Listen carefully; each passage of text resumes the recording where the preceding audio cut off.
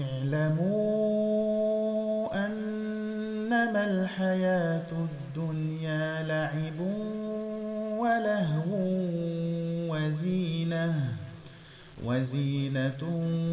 وتفاخر بينكم وتكاثر في الأموال والأولاد كمثل غيث أعجب الكفار نباته ثم يهيج فتراه مصفرا ثم يكون حطاما وفي الآخرة عذاب شديد ومغفرة